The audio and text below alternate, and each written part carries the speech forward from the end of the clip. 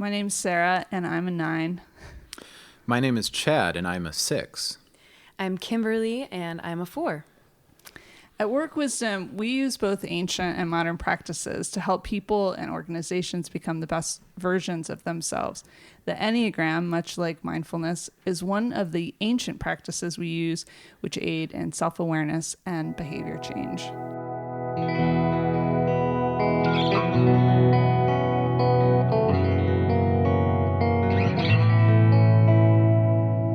Welcome to The Behaviorist with Work Wisdom, where we help you adopt high-performance mindsets, behaviors, communication, and culture. I'm your host, Sarah Colantonio. Our intention for the Behaviorist podcast is to share accessible, concrete practices that you can weave into your whole life to begin a shift toward joy and meaningful achievement. So today, we're really grateful. We have Chad Martin from Partners for Sacred Places and Kimberly Pfeiffer, Work Wisdom Spiritual Director, joining us today. Hi, guys. Thanks for coming. Hey there, Sarah. Hi, thanks for having us.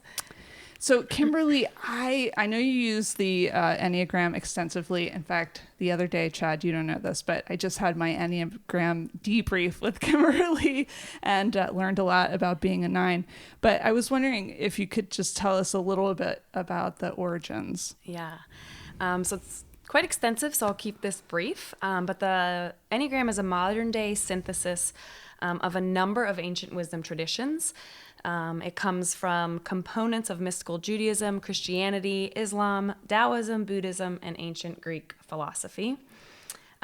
This modern synthesis is called the Enneagram personality type, and it's actually an ancient symbol that this personality type has sort of been synthesized into.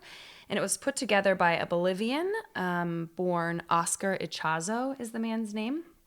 And essentially kind of very quickly, how it got here to the U.S. is that a man named Claudio Naranjo, I think I'm probably not saying that correctly, but and another man named John Lilly, who one is a psychologist and one's a writer. They went down to South America, studied with Ichazo, and then brought back what most of us, I would say, in our culture know as the Enneagram. The tradition I am familiar with is that a group of Jesuits also went down to South America, studied, came back, and Richard Rohr, some people might be familiar with, he studied then with those Jesuits and was one of the first people to write a book in English about the Enneagram here in the U.S. So that's not that old as far as it coming here to the United States. Yeah, it's very, very ancient, again, from these ancient traditions. However, it wasn't synthesized into this modern day Enneagram personality until I believe it was the 50s and 60s in South America. So, Chad, how did you get into it? What was your exposure to it? Yeah, great question. And just to add a brief sentence to what Kimberly shared, the Enneagram is this system of like 9 personalities, and you can kind of self-test or work with someone to understand which number you identify with. Yeah. So I first learned about the Enneagram through a number of people active in the congregation I was pastoring in Lancaster a few years ago, so we were kind of hearing about the Enneagram, and at the same time, my wife and I were going through a period in our marriage where we felt like we needed some kind of renewal and fresh language for how we were approaching our relationship together. And we're kind of hearing about this, so decided to work with a spiritual director connected with our congregation to do a weekend-long workshop on the Enneagram. So we did this like crash course in like 36 hours of learning the system, kind of going through a process of identifying which number we were connected with, and then also kind of digging into both, more detail and understanding of those personality types, but also how our two in particular work together, and did that in a retreat setting where we could kind of debrief with each other and relax with each other and kind of process some as well. And we found it this incredible language for understanding our relationship that we've also applied in, careful ways to other relationships that we have, other friendships, other work relationships. Yeah. It is really interesting, and I feel like it's very complex. So I wanted to ask you, Kimberly, if you could explain some of the terminology, because when we did the debriefing, some of the, like words like triads and wings and things like that, I understand that as a 9, that means I'm a peacemaker, but then some of the other terminology was a little complex. So yeah. So I think the Enneagram is actually very, very simple, but it has a lot to it, and it can be very subtle and very complex, sort of at the same time. Yeah. And so also just to say, there's a couple different schools of thoughts or a couple different streams that you could learn the Enneagram through. So this is just one of them. So if you know the Enneagram and this isn't the terms you've used, it doesn't mean you're wrong or I'm right, or it just sort of, there's different ways to look at it. So I'll just go from what I know and then see if it resonates or not with those out there listening. The first term I would say is your home base or your basic personality type, which Chad said was the Enneagram is these 1 through 9. So essentially you would have one of those numbers, 1 through 9. However, you will find a little bit of all the numbers in yourself as you listen to each number. You'll find a little bit of yourself in each, but you will have one dominant type or one dominant number. The second thing you might hear of are centers or triads. And that's where the 9 numbers are divided into 3s. So 3 groups of 3. And those groups, those centers, have common assets and common liabilities. So 8, 9, and 1 would be the instinctive body center. Okay. 2, 3, 4 would be the feeling heart center. And then 5, 6, 7 would be the thinking and head center. So have I lost anyone yet? Okay. No, I got to write this down. Okay. Yeah. So if I'm a 9, that means that my triad is... So you would be the instinctive body center. Okay, gotcha. So like 8, 9, 1, you would take the world in more through your body, more through your gut. Okay. And then each center has a dominant emotion that goes with it. And so we talked about this yesterday, Sarah. Would you like me to share? Yes, please. 8, 9, 1, dominant emotion is anger. But that gets expressed differently in those different numbers. Yeah. So for example, an 8's anger is straight up. It's anger. You know they're angry. They're not going to try to not let you know that. Yeah. A 9's anger, you would actually try to stuff it. And so you wouldn't necessarily ever see very much a 9 angry, but it will come out in cynicism or passive aggressiveness. Yelling at the car in front of me because they can't hear. Possibly. I've never done that. Okay. All right. That's interesting. Yeah. So a couple more terms that might be helpful. Each number will also you'll be able to look at your wings. So for example, my dominant number is a 4. And so the number on each side of it, think of a wing. I would either have a 5 wing or a 3 wing. Some schools of thought would say you have an equal of both. The school of thought that I've learned from is that you either have a more dominant wing. So essentially with wings, it could be your first half of life, you have a more dominant wing. So for me, I had a more dominant 3, a little bit more of an achiever type. But then when I entered my second half of life, so not chronologically, but sort of that spiritual, when I began to wake up and become more aware, my wing, and this will happen, shifts usually, not always, to the more dominant other number. So then my wing shifted to a 5. So I became a little bit more internal, a little bit more withdrawn. And then eventually at the end of your life, you sort of have balance in the two. Interesting. Yeah. And wings are not so much to do anything with. They're more there just to inform you, just to simply notice and give you a little bit more information about how you might be behaving. Yeah. Are there other terms so wings, triads? Oh, did you talk about, what about integration and disintegration? Yeah. So there's about 2 or 3 more. I'll touch on 2 in more depth. And then there's 2 I'll just not even go there because I'm sure some of you are already overwhelmed. I know when I first learned the Enneagram, it was so wonderful, but also so overwhelming all at the same time. Yeah. But so each number has a levels of development that you're constantly can move through at any point. So those would be healthy, average, and then unhealthy. And at any point, even throughout your day, you could be in any one of those levels. What helps bring balance and sort of integration into your number is this idea of what's called arrows. And so if you Google Enneagram, you can see the symbol. It's a circle, and each number has 2 arrows that it points to, 2 other numbers on this circle. So again, for example, as a 4, my arrow of stress, so the times when I'm stressed out, when there's stress in my life, I will go to a 2. And I won't become a 2, but I'll take on some of the traits and characteristics of a 2. Yeah.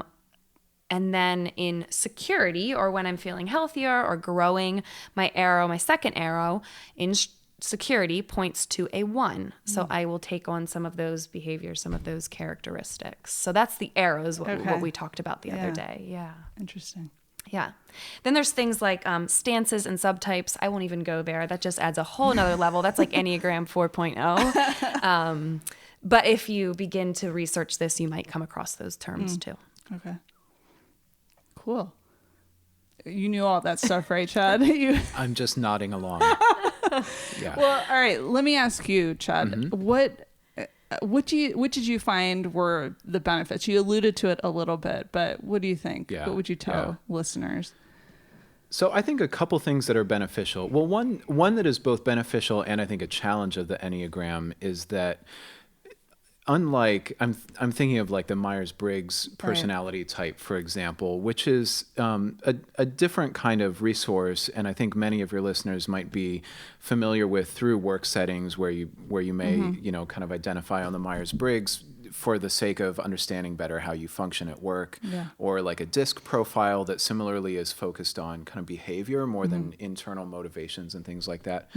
Unlike those systems, the Enneagram is very introspective, and I would say a vulnerable kind of tool, meaning like you kind of go through this personal journey of self-understanding as you connect with one of these numbers. And so for me, especially kind of embarking on this with my wife to kind of learn about each other in a deeper way was really an appropriate tool. Sure. And for intimate relationships can be really appropriate. I think can also be really valuable for workplace relationships, especially if a listener has someone that they work with very closely, in an everyday kind of basis or in a really like deeply collaborative kind of relationship. But there's some vulnerability to it that I think can be challenging. And so I think one of the things I think about when I think about taking the Enneagram into workplaces is I would think every person needs to be on board with the idea of being vulnerable with each other. Yeah. It's not something you're going to, a supervisor is going to tell their team, like, you need to do this whether you like it or not because it will be good for you. Yeah. It's not that kind of system. At least I haven't experienced it that way. Certainly another benefit, we've been talking kind of generally about the system, but the number I identify with is a 6, which I think the loyalist is often a label put with that one. Another label that's like seared in my mind from one of the many handouts I got in that first workshop was this number was labeled the ego coward. Which I always think of because it is both like very descriptive of how I function, but also this like kind of embarrassing label to carry around. And I think that's part of what, the vulnerability of the Enneagram is that it pushes a person to look at like, not just how do I behave and how do I behave under stress or in ideal conditions or all these things, but it's like, what are like the deep, like kind of in my being, in my soul motivations that were formed really early on, So for me, my understanding is each number has a kind of a motivating ethos or motivating emotion. For 6s, the motivator is fear. And like, it's not necessarily like a fun thing to come to terms with, the thing that motivates me really like more than anything else is fear. Like, why is that? And how do you move past that in settings where I don't need to be fearful? So, I have found that to be illuminating in ways that have been deeply beneficial, but there's also this like you need to kind of hold lightly these motivating pieces of who you are because it's kind of deep-seated stuff. Yeah, I have a similar feeling with my, emotion of anger. Like the peacemaker is like, no, I'm not mad. I promise, So it's almost like it's a little scary to have that sort of out in the open and sort of read about it. But it's so helpful. I mean, I feel like there's some relief to it too, to say, yeah, I do experience that emotion. I need to, it was really helpful, Kimberly, for you to talk through some of the practices that 9s can do to kind of get to the healthy place versus, the unhealthy place. So, I like the vulnerability of it, but it also that's the freaky part of it too, definitely. So if I might add another quick piece to that, one of the things I've observed is I think many people, when they first figure out which number they identify with, almost the immediate reaction is like, oh no, I don't like that one. Right. And so which I think reflects back some of that, you see reflected back almost immediately, some of the internal stuff that's hard to come to terms with, and to see it brought to the surface can feel really vulnerable. But what a great tool to kind of, especially if you're working with someone who's facilitating that process, to say, so what's that about? Let's just kind of live with this for a little while and see if, as we explore it, you maybe understand whether that, because you can always, in the end say, no, that number really isn't me. Something else maybe is more true to who I am. But I found in that exploration of just living with the characteristics I saw reflected back in that kind of 6 descriptors, oh, yeah, that's more true than the other 8 numbers. So let's work on what that's about. Yeah. That's great. My partner and I, we both signed up for the Enneagram Institute. You can sign up for their emails. And that is, Chad, what you were saying, I love about the Enneagram is it really focuses on your shadow side. Yeah. And the idea that the more we can embrace our shadow sides and say, I'm not going to try to push that away anymore or ignore that. I'm going to let it come to the light. The more that this can be transformed and that I can become a more integrated whole person. Anyways, my partner and I, we sign up for these emails that you get on your number. So you can go there and say, I think I'm a 4. I'm going to sign up to get the 4 emails. And they're just a sentence or 2 long every day in your inbox. But they're harsh. It's as a 4, you can be moody and irrational. Notice this in yourself today.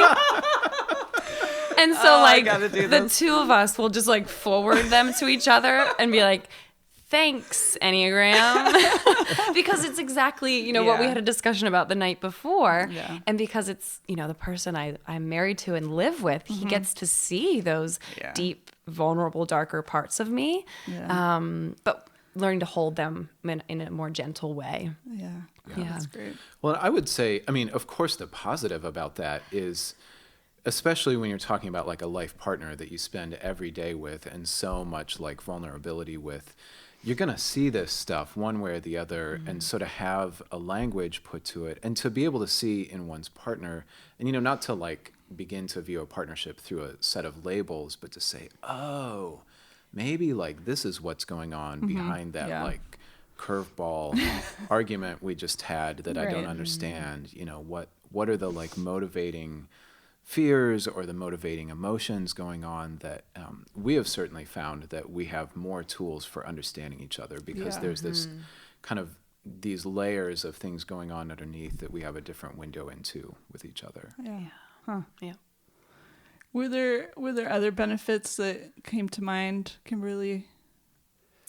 Gosh, I just think there's so many. It's hard to narrow it down, but I would say I personally got into the Enneagram through my spiritual direction program, just exposed to it, where then I was like, oh, I just want to learn more and more and more about myself, again, about these maybe harder sides of myself that I wasn't aware of, and then got into it with, thinking about getting married. My partner and I really started looking at one another and using that to work together. But I would say more recently in my life, looking at it now in my work environment, getting to know where I work, people are becoming more aware of their numbers. And so getting to be like, oh, wow, maybe that's why I have a disagreement with this person, because they actually like to disagree. That is a place for them where they feel like you want to engage and you want to love them and enter in if you disagree with them. Where for me, I'm like, oh my gosh, disagreement. I can't handle this. I need to leave right now.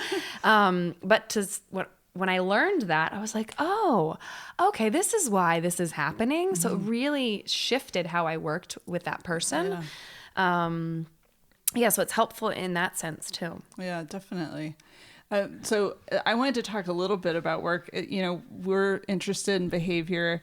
And so as you think through, Chad, I'm going to direct this to you. As you think through the years since you first discerned your number, can you think of a time when knowing your number helped you in decision-making with your vocation? It's a leading question, isn't it? It is. Yes. I'll use a couple examples, and I'll take this as a moment to give a shout out to a resource that's been really helpful to me. There's a book, this is now a resource that's been out for 20 years or more. I think the author is Helen Palmer, and the book is The Enneagram in Love and Work. One of the things I like about that resource, in addition to having a really helpful description of each of the 9 types, it breaks down kind of piece by piece. So how does a 6 relate in intimate relationships with each of the other numbers? How does a 4 relate with, it goes through that number by number, and it's like a 2 or 3 page section on each. So that part is pretty substantial. And then it does the same thing with work relationships. How does a 6 interact with all these other numbers in a workplace relationship? I found that to be a really helpful resource, because if you have coworkers who also are familiar with this system and are willing to share their number, or if you have the opportunity as a team to talk about this, here's a resource where you can look at a relationship that's maybe been challenging, for example, and do some background on like, okay, what's unique about my personality that's challenging for this other personality? Where, and vice versa, and where there's some opportunities for us based on these numbers. And like any good interpretation of personality typing, it's not as though there's a right or wrong answer, or like work relationships that are right for 6s or bad for 6s, but there are particular characteristics of how you work together. So I have found that helpful when I have opportunities where coworkers understand this system, to at least like have in the back of my mind, like, oh, that person is, here's some of the emotional stuff kind of underground that person brings to their job. Here are the common characteristics of how that kind of number may respond. As a loyalist, as you may imagine, like one of the challenges is like, when is the right time to do something new? So we haven't talked about the numbers on either side of a 6 are 5 and 7. A 5 is, I forget a label you'd put to that, but I think of it as like the kind of scholar, observer person. And a 7 is this like adventurous, always wanting to try new things. Anyone who knows me will not be surprised that like my 7 wing is not my strong wing.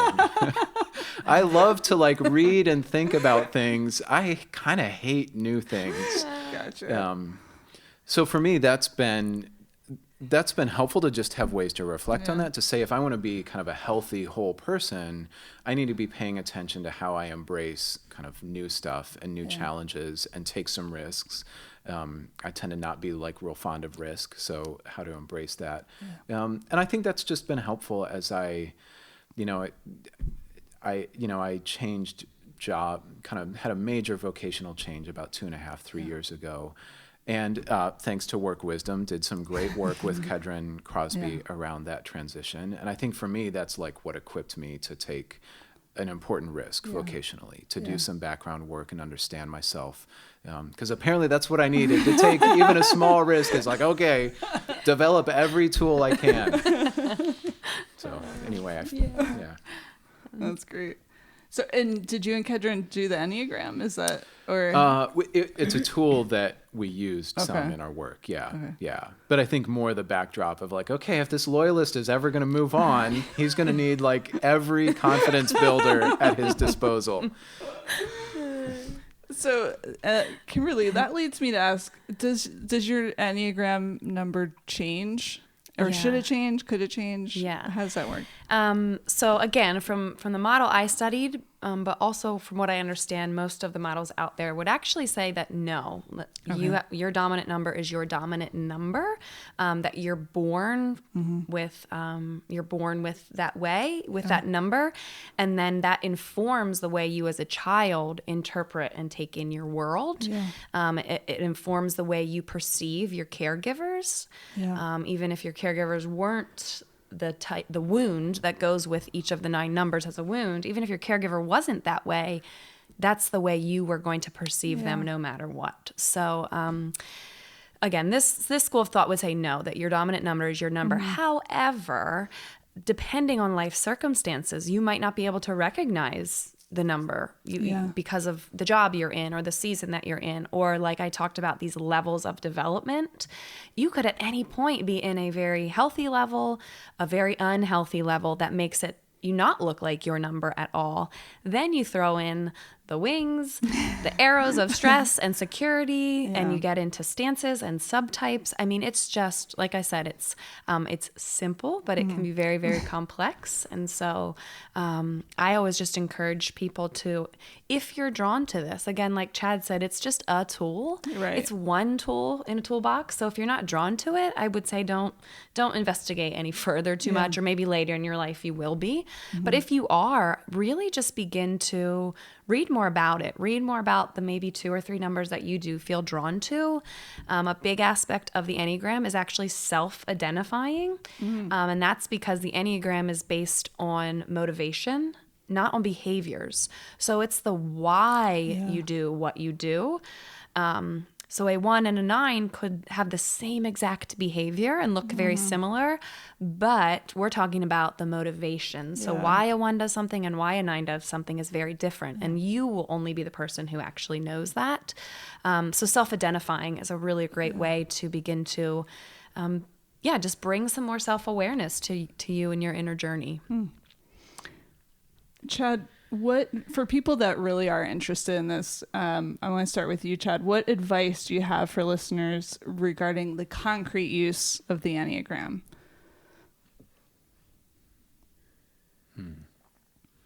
I think maybe returning to something I said earlier of like, if this is new and you start digging in and your first reaction is like, ooh, I'm not sure I like that. While I would agree, Kimberly, that like being, moving on if this really isn't your thing is great, because it's a probing kind of tool. And if it's not your thing, that's great. But maybe also being willing to give it some time and kind of listen of like, well, okay, so this doesn't sound attractive to me, but is there some truth about who I am that's here that could be valuable? Okay. Yeah. What about you? I was going to say leaning into that resistance. I think actually Richard Rohr says this. If you're trying to decide between 2 numbers and the one that you're like, ugh, I do not like that number, that's most likely your number. Unfortunately, go with that one. Yeah. I would say as you get into this, just read as much as you can. Go, like I said, the Enneagram Institute is lots of free resources on their website, and tons of stuff out there nowadays, tons of books. Just read all you can about the number that you feel drawn to. For me, as a 4, that was not hard. 4s can tend to be self-absorbed. So I just wanted to learn all I could about a 4 and then about the others in my life. So I would say learn about the number, the healthy levels, the average levels, and the unhealthy, and even journal about what that looks like, how you express that in your life. And then another step would be to say, okay, let me look now at my arrows. Where do I go in stress? And get familiar now with that number, particularly the healthy and unhealthy levels of that number, because what I love about the Enneagram is you have a choice in stress. You can go to that number and you can choose the lower levels of that number, the non-healthy, or you can say, wait a minute, I'm in stress right now. How could I choose, as a 4, how could I choose the higher levels, the healthy levels of a 2, so that I can avoid crisis rather than create more of a crisis that I might be in? So get to know your arrows, your stress and security numbers as well. Yeah, it's so enlightening. Well, I was just going to add a kind of affirmation of that even though there's a system where your number doesn't change at the core, these opportunities for observing kind of how you behave when you're, I've heard function and dysfunction be other kind of labels put with that. Where you go to when you're being a functional kind of healthy person, where you go to when you're being a dysfunctional or unhealthy person, it offers a lot of space for growth and self-understanding within a number that is inherently kind of set at an early time. Yeah, it's fascinating. Well, I am so grateful for both of you being part of this movement, helping world changers in the workplace enhance their individual and collective team performance. Thank you, listeners, for downloading The Behaviorist. We hope you'll subscribe. You should stream our next episode. We're going to get into organizational forgiveness so that we can become more successful, organized, confident leaders and teammates. Please reach out to us through our website, workwisdomllc.com, where you can enjoy Work Wisdom press and productions, ask questions, and give suggestions of topics you'd like us to explore in future episodes. We're going to leave you with some Rumi today. This is called The Guest House. This is one of my favorite poems. This being human is a guest house. Every morning, a new arrival, a joy, a depression, a meanness. Some momentary awareness comes as an unexpected visitor. Welcome and entertain them all. Even if they are a crowd of sorrows who violently sweep your house empty of its furniture, still treat each guest honorably. He may be clearing you out for some new delight. The dark thought, the shame, the malice, meet them at the door laughing and invite them in. Be grateful for whatever comes because each has been sent as a guide from beyond.